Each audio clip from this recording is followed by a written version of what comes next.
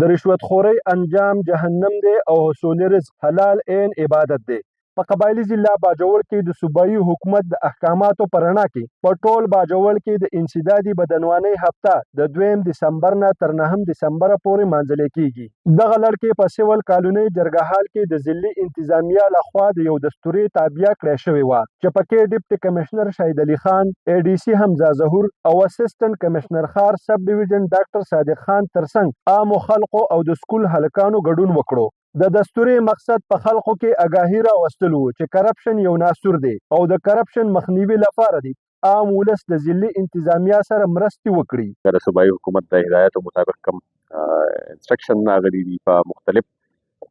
ډپارټمنټونو کې چې کوم د سروس ډیلیوري یا فی میکانیزم دی هغه اوپنلی چې نه ډسپلی کول دي. د هغې چې څوک خلاف ورزي کوي د هغې خلاف چې نه اکشن دی. په DC آفس په لیول کې زه خبره کوم نو په دې کې یو کس مونږ ټرمینیټ کړی دی، د یو خلاف انکوایري شروع ده چې په هر ډپارټمنټ لیول باندې په ریګولر بیسس باندې چې کوم ځای کوم شکایت راځي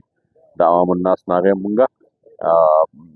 اکارډنګلی چې کوم د محکمې سربراہ دی هغو ته هدایت ورکوو د هغې خلاف چې قانوني کارروایي کیږي. د ډیپټي کمشنر باجوړ وینا وه چې د صوبایي حکومت پروګرام عوامي ایجنډې تحت په کرپشن کې ککړ ملازمینو او افسرانو خلاف به سخته کاروایي کولی شي. زما په دې